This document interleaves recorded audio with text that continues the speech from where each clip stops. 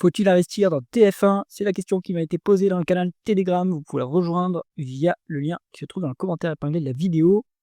On y va tout de suite avec TF1 qui a publié ses résultats trimestriels le 30 avril. Le cours de l'action, on voit que c'est plat depuis 10 ans. Au final, on n'a pas bougé, mais c'est un cours qui ne progresse pas. Est-ce que il faut passer son chemin directement? On va voir ça. La croissance du chiffre d'affaires. Là, on se met en rythme annualisé sur les 12 derniers mois. On a une croissance médiane qui est faible, on est à 1,8%. Sur les 12 derniers mois glissants, on est à 1,5. Bon, on est proche de cette médiane qui est faible. On a un peu d'acquisition qui vient stimuler cette maigre croissance. Ça représente quand même presque la moitié de la market cap des acquisitions. Donc ici, cette croissance un peu faible, elle existe uniquement grâce aux acquisitions. En croissance organique, c'est le calme plat. Bon, il n'y a pas de croissance. Est-ce qu'il faut passer son chemin? On continue, on va voir ça. Les taux de marge. Alors, le taux de marge brut est en augmentation. Ça, c'est bien. On est presque à 50%. On est au plus haut depuis 10 ans. Excellent. Le taux de marge d'EBITDA ne suit pas.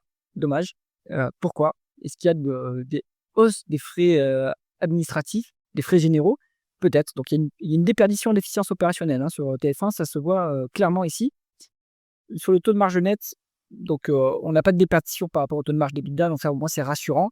En absolu, on est sur du 8%, ce qui est pas si mal. Mais ça, ici, là, c'est quand même inquiétant qu'on ait cette dégradation des opérations.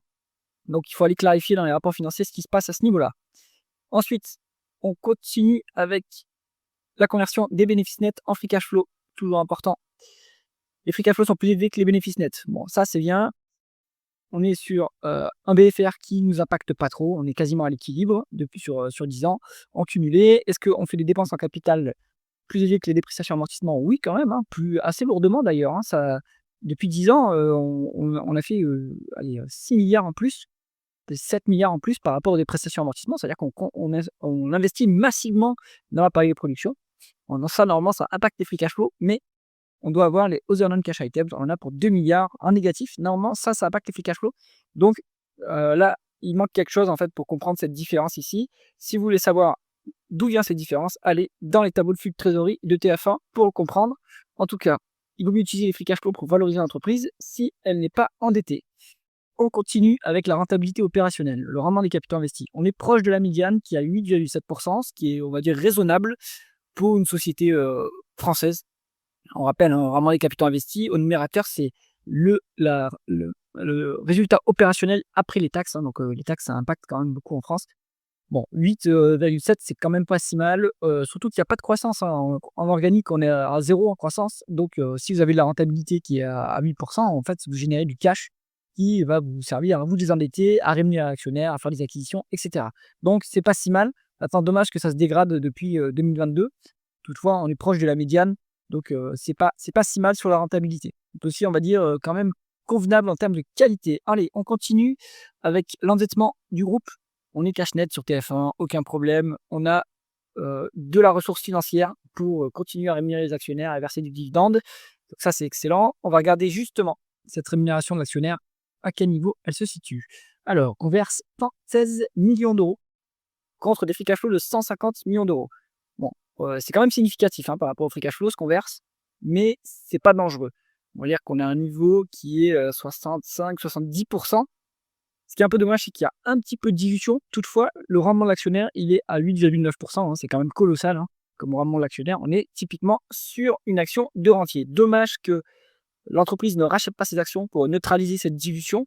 Mais une bonne part des free cash flow sont déjà utilisés pour le dividende, donc peut-être pas de marge de manœuvre pour racheter les actions en supplément. C'est le seul bémol, on va dire, sur cet aspect-là. La valorisation maintenant, on a du cash à foison, donc on va regarder plutôt en price to free cash flow. Il n'y a plus de décote sur TF1. On était décoté sur la fin d'année 2024 et début 2025, et là, hop, après la publication, on n'est plus décoté. Donc, on est sur un multiple de cours free cash flow de 11,3, légèrement surcoté, 10% surcoté, on va dire, par rapport à la médiane.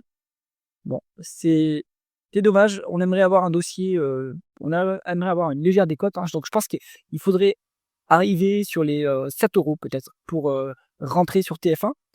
Bon, Le cours actuel n'est pas mauvais, mais vous n'avez pas de marge de sécurité. Toutefois, vous avez quand même un rendement d'actionnaire qui est colossal. Donc ça peut aussi sécuriser la détention du dossier qui s'adresse, à mon avis, avant tout aux rentiers. J'espère que cette analyse vous intéresse. Si c'est le cas, mettez un pouce vers le haut et pensez à vous abonner à la chaîne. À bientôt.